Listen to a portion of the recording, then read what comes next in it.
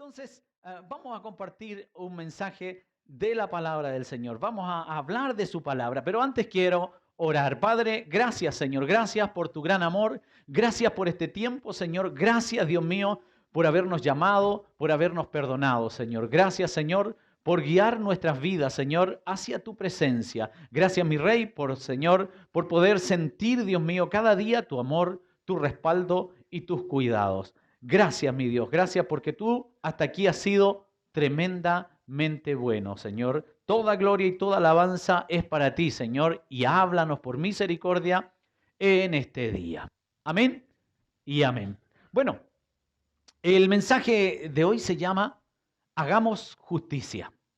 Y me gustaría que todos ustedes pudiesen primero no asustarse, porque estamos en una época donde políticamente alguien puede decir, mira, este pastor va a usar este momento para tirarnos algo ahí de lo que él piensa. La verdad es que siempre he creído y entiendo que el púlpito no es otra cosa que para hablar del Señor. Para eso, como pastores, tenemos las oficinas donde hablamos con los hermanos, de repente aconsejamos y de repente hay que hacer un pequeño tirón de oreja, pero con amor.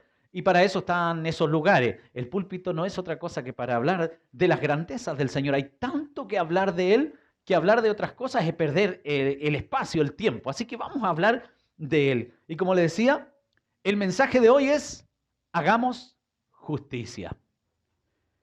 Lo primero que quiero compartir con ustedes es un texto de la palabra y a través de él que podamos explayarnos y entender qué es lo que Dios quiere hablarnos. La palabra está en San Juan 3:17 y dice así, en el nombre de nuestro Señor Jesucristo, dice, porque no envió Dios a su Hijo al mundo para condenar al mundo, sino para que el mundo sea salvo por él. Ahora, sin duda que esta es una palabra que no necesita gran explicación, no es que yo aquí le digo, mire lo que dice, porque todos en algún momento hemos oído de esta palabra. Cualquier persona que aún que no practique la fe, la ha oído. Quizás a usted le pasó como me pasaba a mí. La verdad es que cuando uno se descarría, yo estuve descarriado en algún momento, en mi juventud, y yo te aseguro que alguien hizo, porque la gente es así con los pastores. Cuando uno dice en mi juventud, como que hacen eso. Pecó si lo hizo. Oye, entonces uno... en mi juventud yo estuve fuera de los caminos del Señor y de pronto me di cuenta de que, Dayita, ¿le puedes bajar un poquitito? Está acoplando. De pronto me di cuenta de que donde iba, donde andaba, siempre te aparece un evangélico, siempre te aparece gente, siempre te aparece un punto de predicación o alguien que te empieza a hablar. Entonces tú estabas en una plaza ahí dispuesto a hacer las cosas que uno hace cuando está en el mundo y de pronto viene alguien con el texto, porque de tal manera, y uno que había estado en el camino del Señor, que había ido a la escuela dominical desde niño, se sentía asustado. Y el otro texto que uno siempre oía decía, porque no envió Dios a su Hijo al mundo para condenar al mundo, sino para que el mundo sea salvo por él. Y uno quedaba ahí un poco asustado. Así que esta palabra es muy conocida. Ahora note que es conmovedor, por ejemplo, para nosotros, ver, para poder hablar del tema de hagamos justicia, ver, por ejemplo, una película del Señor Jesucristo. ¿A cuántos les pasa que cuando vemos estas películas o series de la muerte del Señor, la pasión de Cristo o cualquiera de ellas, ¿cierto? Nos incomoda, ¿cierto? Y nos pasa algo al saber que el Señor Jesucristo murió siendo inocente. Es imposible no sentir impotencia frente a la maldad y la crueldad que tuvieron los romanos con el Señor. Entonces, uno ve estas películas y tu humanidad, ¿pero por qué? Y si yo hubiera estado ahí, lo más seguro es que no hubiese sido como el Señor, ¿cierto? Porque nosotros reaccionamos. Te viene eso que tenemos los chilenos, ¿cierto? Que no nos gusta hablar mucho, pero cuando algo lo vemos así como muy injusto, nos aflora esa violencia innata. Quizás un poco mapuche y un poco española, ¿cierto? Se hace esa mezcla que nos hace ser un poco agresivos a veces. Y entonces cuando reflexionamos sobre esta muerte del Señor, miramos y vemos tantas injusticias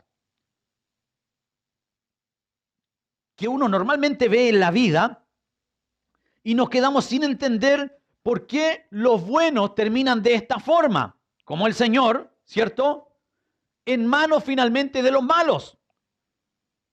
Y empezamos a desarrollar nuestra vida viviendo en aquello.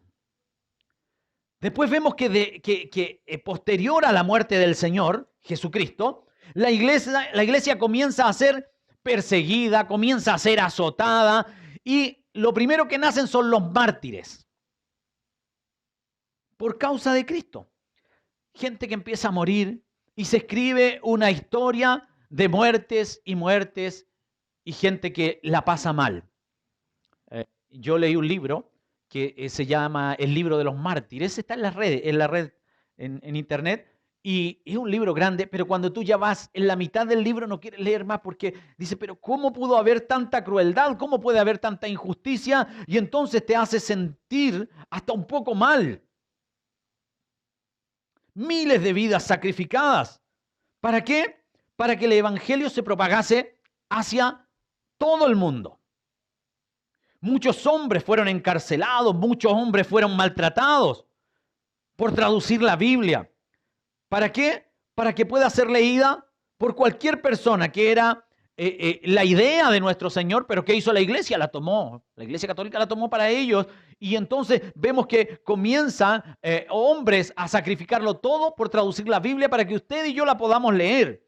Lutero, ¿cierto?, que la traduce al alemán, y otros hombres, un inglés, ¿cierto?, William Tyndale, que la traduce, ¿cierto?, y luego llega hasta nuestra Biblia, la que usamos nosotros, que nos encanta, y que es como cuando te leen otra versión, uno como que le viene un choque, ¿cierto?, que es la Reina Valera 1960. Ahora, innumerables personas fueron azotadas, muertas por traficar Biblia hacia las Américas, hacia Asia y a otros continentes. O sea, seguimos viendo injusticias, seguimos viendo maltratos. Y entonces cuando esto comienza a ocurrir, el evangelio comienza a propagarse y comienza un avivamiento mundial, comienzan a ocurrir nuevas cosas, ya que cuando el Espíritu Santo llena la vida del cristiano, desciende sobre su vida algo que se llama denuedo, que el denuedo no es otra cosa que la valentía.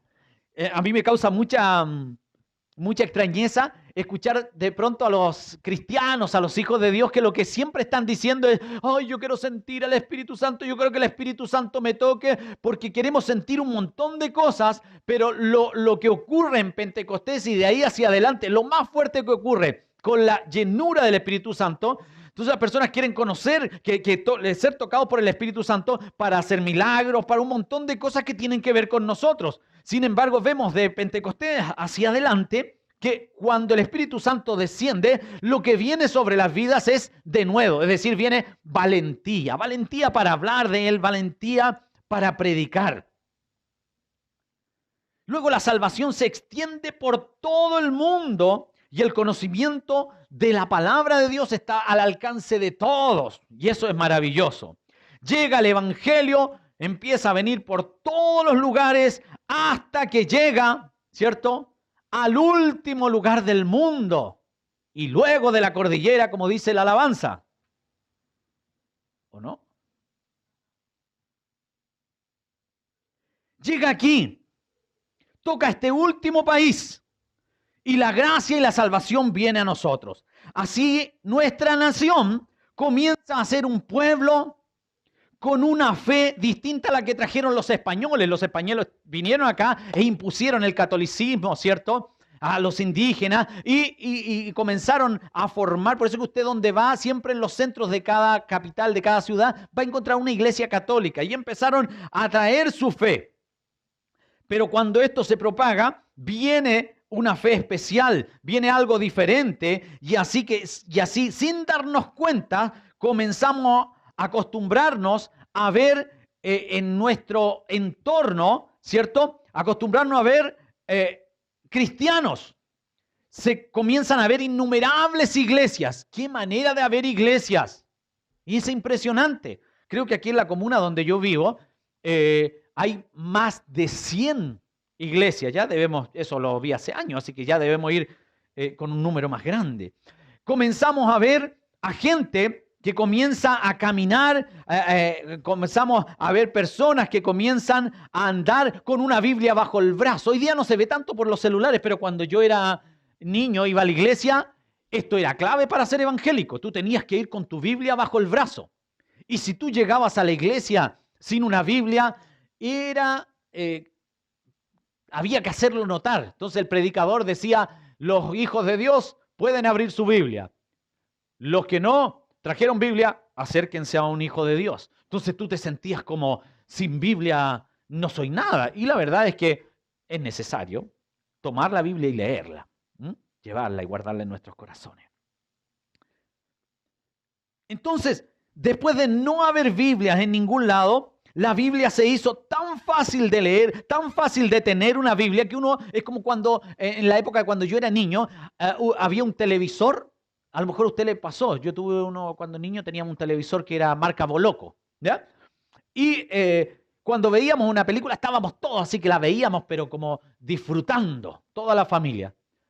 Ahora, como hay televisores en cada pieza, poco se ve, poco se comparte. Bueno, lo mismo pasó con las Biblias. Ha habido tanta Biblia y podíamos con tal facilidad tener una Biblia que nos olvidamos del sacrificio que costó tener una Biblia y ya comenzamos como hijos de Dios a dejar de leerla, ¿cierto? A abandonarla un poco.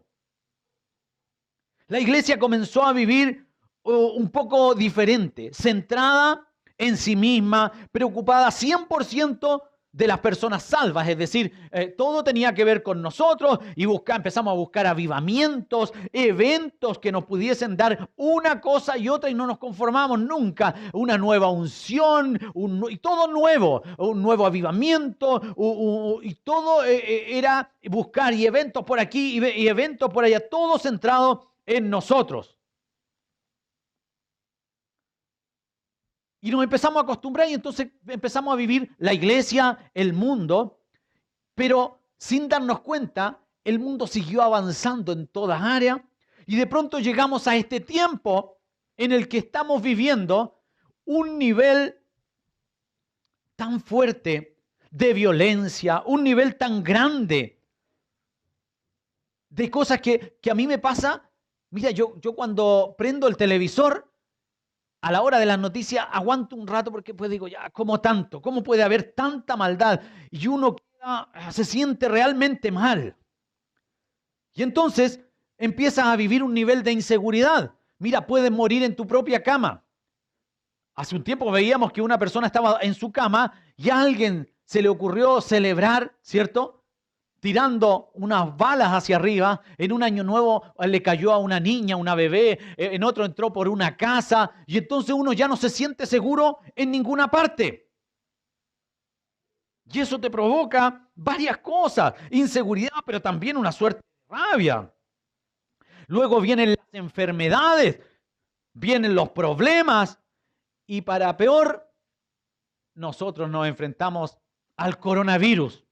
O sea, como que ya un nivel de inseguridad, un nivel de movimiento de todo inseguro y para peor nos vienen con un coronavirus y un día nos decían que era una cosa, otro día otra. Si usted no sabe, en mi familia todos tuvimos coronavirus. Y entonces algunos ya se estaban despidiendo, repartiendo la herencia, se levantaron varios pastores por ahí. No, eso es pelambre. No, entonces uno empieza a darse cuenta y comienza a vivir y a experimentar una vida absolutamente nueva, todo nuevo. No queremos oír de ciertas cosas. Oye, nosotros hacemos un programa con mi esposa, se llama Guitarreando. Mi esposa canta y hacemos ese programa y cantamos. Y entonces ahí se va conectando la gente y compartimos. Un día se le ocurrió cantar Al borde. ¿Has escuchado esa canción? Al borde de tu gran trono me postraré hoy a ti. Y cuando viene el coro dice, Corónate. Se salieron todos los hermanos. Nadie quiere oír del corona. Nadie. Todos se asustan. Estamos vueltos locos. Estamos asustados. Estamos viviendo un mundo terrible. Todo el mundo sale arrancando. Bueno, llegamos a este tiempo. Y a eso hay que sumarle que vemos cada día en los noticiarios lo que le decía yo. Asalto en las calles, te asaltan en todos lados, paran el semáforo, es peligroso. Vas saliendo, ¿cierto?, de la carretera, te acorralan. Me acuerdo yo que antes le decía a mis hijas, a mi familia, no vayan a Franklin, vayan al mall porque ahí es seguro. Tampoco es seguro ahora, asaltan en el mall. La gente dijo, entonces hay que salir de Santiago y me compro una parcela. Se compran parcelas y ahora aprovechan que la gente está más sola en las parcelas y lo hacen en las parcelas. Ahora, cuando vemos todo esto, ¿y qué hacemos? Empezamos a decir, pero ¿qué es lo que tiene que ocurrir? Y empezamos a ver la televisión, programas que nos informan y todo el mundo tiene una solución. Y yo, mientras oía eso, pude poner atención a muchas cosas. Las autoridades, la policía, todo el mundo condenando esta situación y buscando métodos para mejorar, para encarcelar, métodos para que haya nuevos armamentos para proteger, métodos de castigo, más dureza con el que delinque. Y empezamos a ver un montón de cosas que uno empieza a oír. Y yo en una oportunidad estaba oyendo en un programa y todos hablaban, decían, no, tiene que ser más mano dura, tiene que ser esto, tiene que ser aquello. Y todos hablaban, y hay un señor que me parece que es abogado, Daniel Stingo se llama, y este señor dice, el problema no está en que hay que invertir más en seguridad, que hay que invertir más en policía. Y él dice, hay que invertir más en prevención.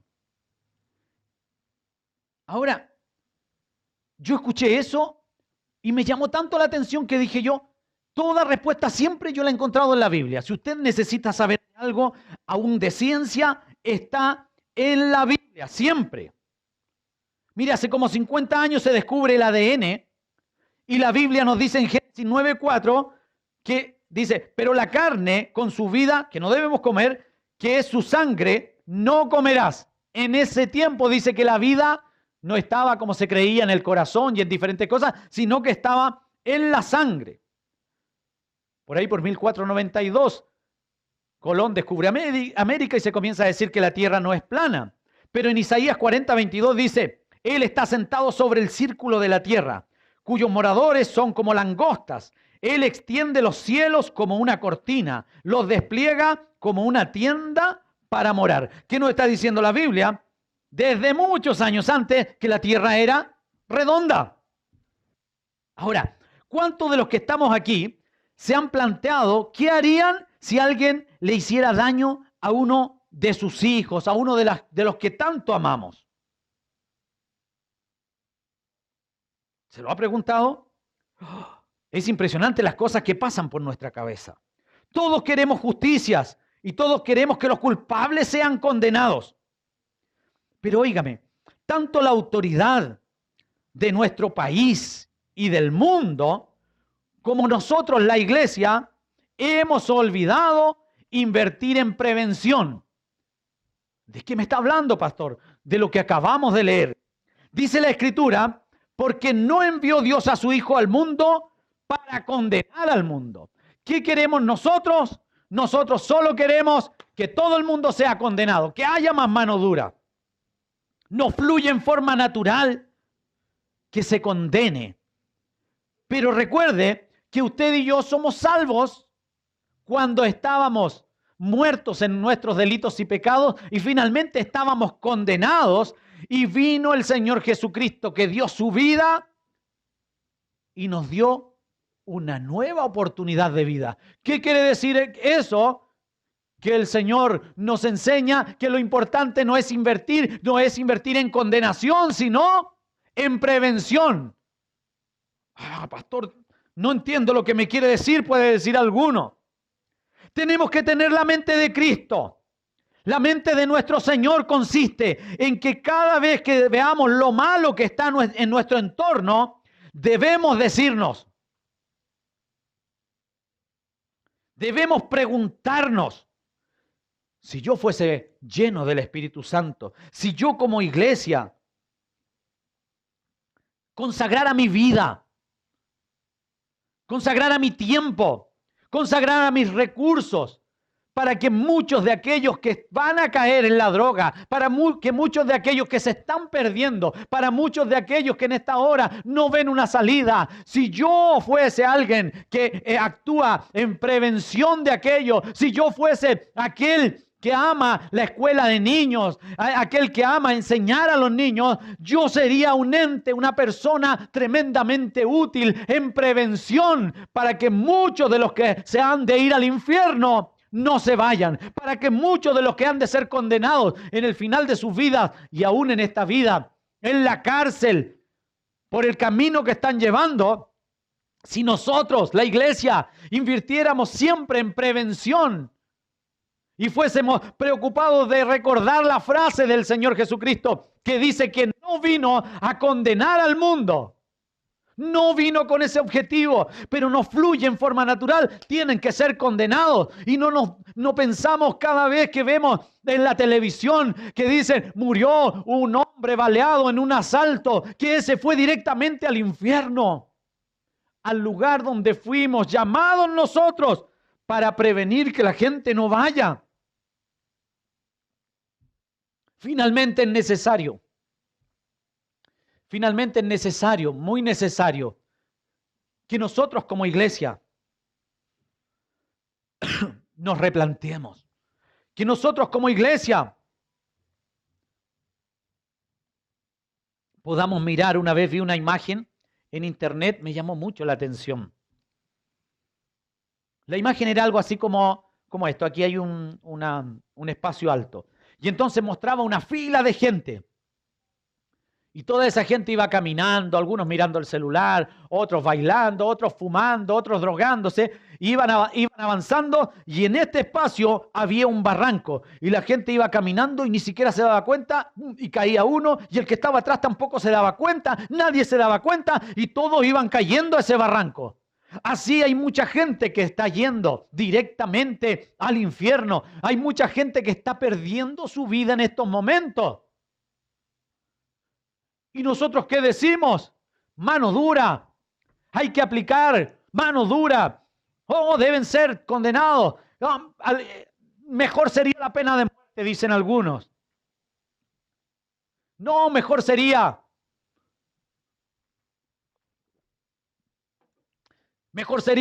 terminar con todo esto.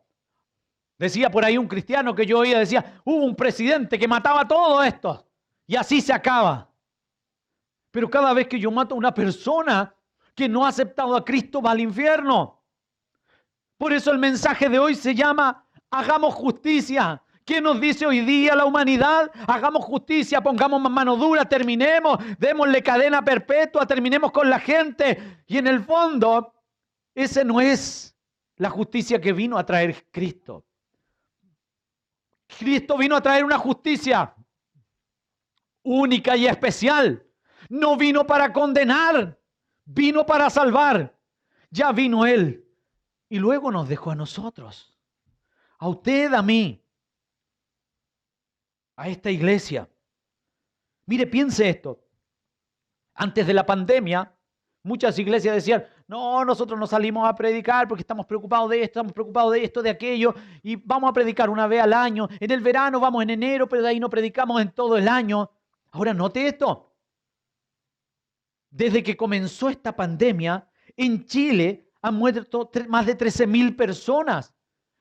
Quizás algunos, un número muy pequeño, sea cristiano, pero muchos en este tiempo fueron directamente al infierno. En el mundo, más de 235.000 personas han fallecido. Y el Señor dijo, yo voy a venir, doy mi vida. Y nosotros decimos, gloria a Dios, Dios me salvó, estoy sintiendo su presencia. Y nos estamos estamos tan conformes con lo que nosotros sentimos que olvidamos lo que sintió el Señor en la cruz por todos aquellos que nosotros queremos que sean condenados. Y el Señor dijo, y la palabra nos dice, pues no envió Dios a su Hijo al mundo. Jesucristo no vino para más condenación y más condenación, sino que vino para dar vida. Pero esa vida hoy fluye a través de una justicia que solo la puede hacer usted y yo, los que hemos sido lavados con la sangre del Cordero, los que hemos sido redimidos. Nadie más puede hacer justicia. La verdadera justicia no la tiene nadie más en el mundo. Solo nosotros. A nosotros nos fue entregada la misión de lo que decía este hombre, de prevenir que la gente vaya y sea condenada. A usted y a mí nos fue dada esta bendición de ser los que pueden prevenir que la humanidad y que muchos, sus vecinos, sus hijos, sus nietos, perezcan en el infierno. Por eso no hay mayor justicia que la que nos da el Señor. Porque no envió Dios a su Hijo al mundo para condenar al mundo, sino para que el mundo sea salvo por medio de Él. ¡Qué maravilloso! Es poder entender lo que nos fue dado. ¡Qué maravilloso es poder entender y recibir lo que Dios puso en nuestras manos! ¿Pero qué puedo hacer yo? Podemos hacer tantas cosas. Podemos comenzar con ese texto de Segunda de Crónicas 7:14 que dice, si se humillare mi pueblo sobre el cual mi nombre es invocado, note esto, y oraren, algo que no nos gustaba hacer. ¿No le pasaba a ustedes en la iglesia de ustedes? ¿No le pasaba? Vamos a hacer una actividad recreativa, lleno. Vamos a hacer un paseo, lleno. Vamos a la oración. Los típicos. Como decía un pastor amigo, le puso al grupo de su iglesia, le puso siempre los mismos. Porque él decía, vamos a hacer tal cosa, y si eran siempre los mismos, vamos a trabajar los mismos. Entonces decía, siempre los mismos, tenemos actividad mañana. Mire qué creativo. Eso pasa. Si se humillare mi pueblo, o sea, se doblegare, sobre el cual mi nombre es invocado, y oraren, escuche esto, y buscaren mi rostro, y se convirtieren de sus malos caminos, entonces yo oiré desde los cielos y perdonaré sus pecados y sanaré su tierra. ¿Qué nos está diciendo el Señor? ¿Qué nos está diciendo nuestro Dios? ¿Qué nos está diciendo nuestro Dios? Que se puede hacer justicia, hermano, en lo que está ocurriendo hoy. Gente que está esperanzada en decisiones. La iglesia se divide por cosas que cada uno puede tomar su decisión y dice, no, si hacemos esto, la iglesia se va para abajo. No, si hacemos esto otro. No, hermano, la iglesia seguirá siendo la única esperanza de este mundo. Y usted y yo somos esa iglesia. Nadie más. Usted y yo somos los únicos que podemos salvar a este mundo. Está lleno de superhéroes durante toda la vida, hemos visto. Pero el único superhéroe se llama Jesús y la única forma de que Él venga es esta. Dice que el Señor no tarda o no retarda su venida. Pero ¿sabe por qué no ha venido? Porque Él quiere que todos procedan al arrepentimiento. Así que ¿cuándo va a venir el Señor? El Señor va a venir cuando nosotros como iglesia hagamos nuestro trabajo. Vamos a salvar a la gente. Le vamos a decir a aquellos que se están perdiendo, terminada esta pandemia, no despreocupes tu vida. Queremos hablarte de Él. Queremos enseñarte que hay una esperanza. Hagamos justicia. Nosotros tenemos en nuestras manos la justicia y se llama Jesús. Nosotros tenemos en nuestras manos la esperanza y se llama Jesús. Usted y yo somos la esperanza de nuestra nación. Terminada esta pandemia, no tiene que pasar la preocupación de lo que vivimos, sino aprender que en un minuto puede morir mucha gente. Y nosotros ya hemos sido salvos. Pero otros no han conocido el perdón, Hagamos justicia, hermanos. En este aniversario que es diferente. En este momento que es diferente. Tenemos que partir de nuevo y mirar con los ojos de nuestro Maestro. Con los ojos de Dios, que no escatimó nada por salvar a otros, por traer la justicia. No envió Dios a su Hijo al mundo para que haya más y más condenación, sino para salvarle. Oh, gloria a Dios, que Jesucristo en nuestras vidas crezca, que en este tiempo usted y yo podamos conocerle mucho, mucho más, para que cuando salgamos podamos ir con palabra, con denuedo. Este es el tiempo para que usted sea lleno del Espíritu Santo, para que venga la valentía, para que venga la valentía, para que venga esa valentía de salir a hablarle a todo el mundo.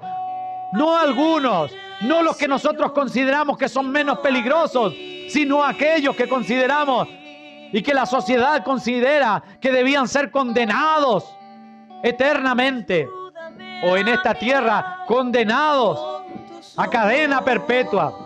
Por eso en esta hora, Señor, toca a tu iglesia. Si hay alguien que en esta hora sienta que esta palabra es para usted, si usted siente que en estos momentos esta enseñanza es para usted, pues en esta hora dígale: Señor, oh, no quiero nunca, nunca más ser insensible, nunca más olvidarme, Señor, que la justicia tuya la has dejado en manos nuestras, llevar a la única justicia y esperanza que este mundo, que mi nación, que mi población, que mi entorno tiene.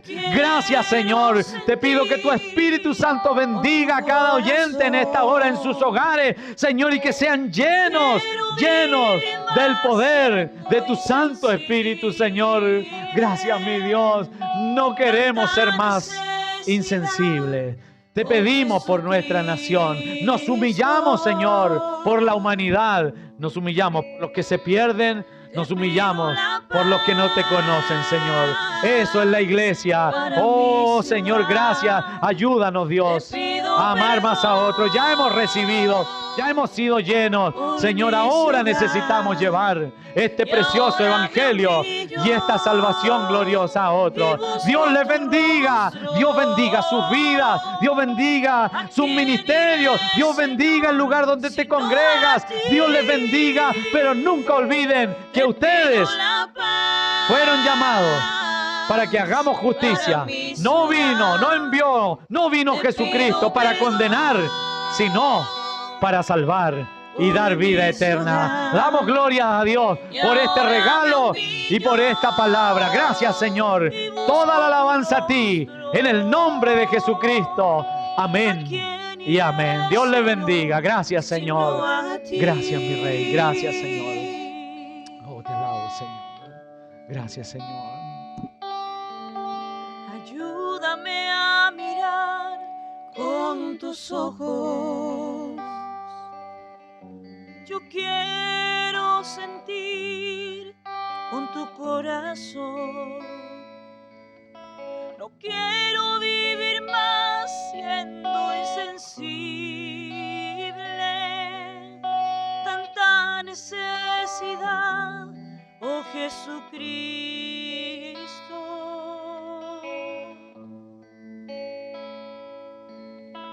Ayúdame a mirar con tus ojos.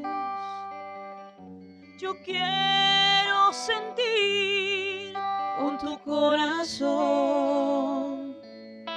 No quiero vivir más siendo insensible.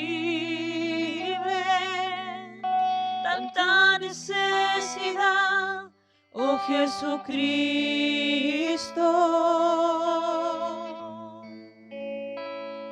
Te pido la paz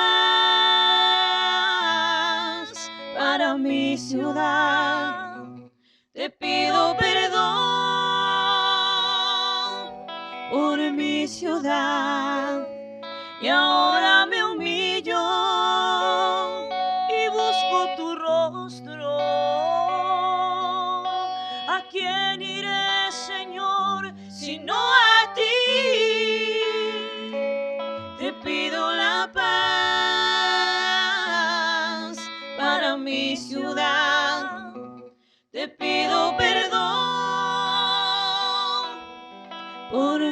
ciudad. Y ahora me humillo y busco tu rostro.